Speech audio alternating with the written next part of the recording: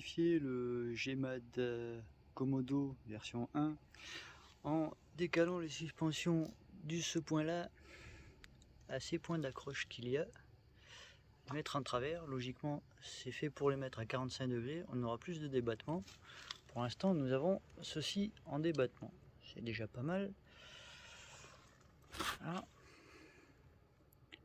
Débattement au maximum. On va voir ce que ça donne par la suite. Nous sommes à 10 cm du sol à peu près, avec pas plus de débattement. On va s'inspirer de la technique d'Alex. On verra par la suite ce que ça donne.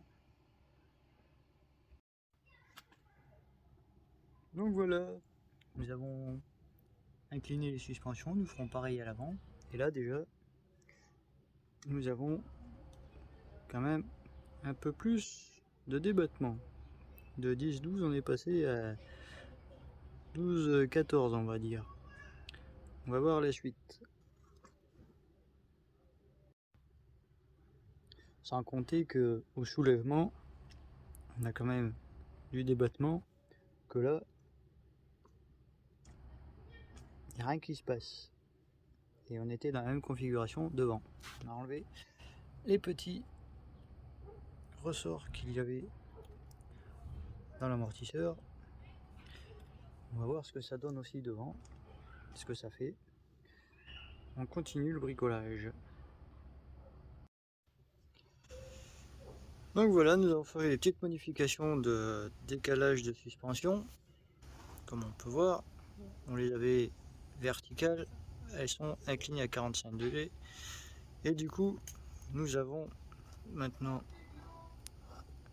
une torsion de presque 20 cm. Comme on peut le voir. Je pense que la boîte passe sans problème. Si j'arrive à la mettre. Voilà. La boîte passe quasiment. Donc nous avons pas loin de 15, même encore un peu plus. 15 bons centimètres de débattement alors que nous n'en avions que 10-12.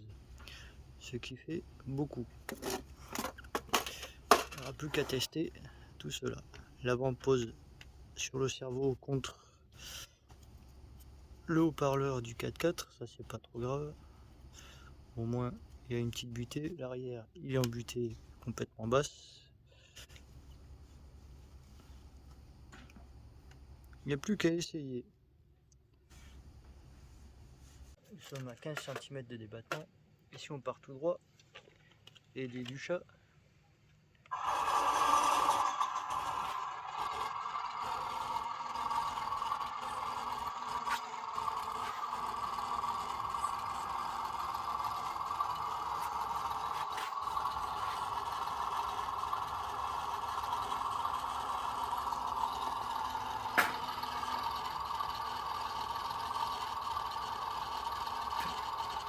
on peut voir que toutes les retouches, nous avons peut-être encore même,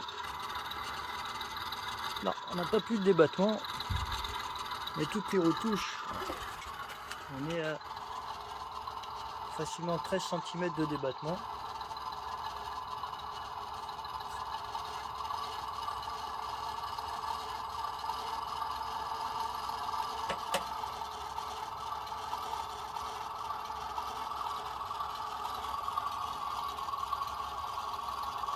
La voiture ne se couche pas, tout le poids est sur les essieux.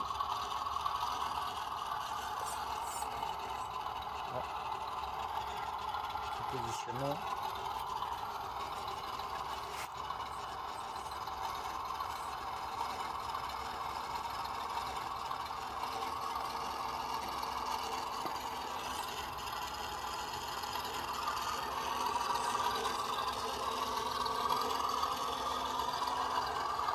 Voilà,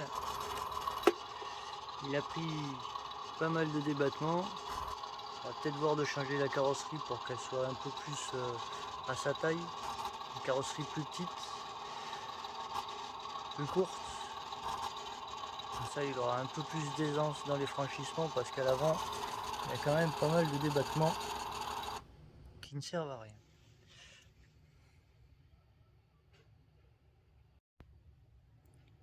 Ou bien tout simplement supprimer la caisse arrière et faire comme il est de coutume maintenant, rien que la cabine avant et à l'arrière un petit plateau, une petite tôle pour protéger la lipo, faire une petite caisse de rangement, qu'elle soit à l'abri, et ça pourrait faire aussi bien. Hein, le chat? Tu t'en fous? T'as raison.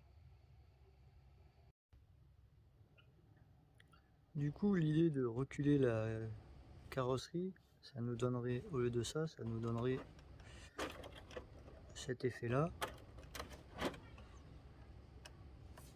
ce qui serait un peu plus aux normes par rapport aux roues. Et l'arrière, on supprime tout l'arrière et on fait une petite caisse pour la batterie qui est dessous pour protéger, et ça pourrait faire pas mal.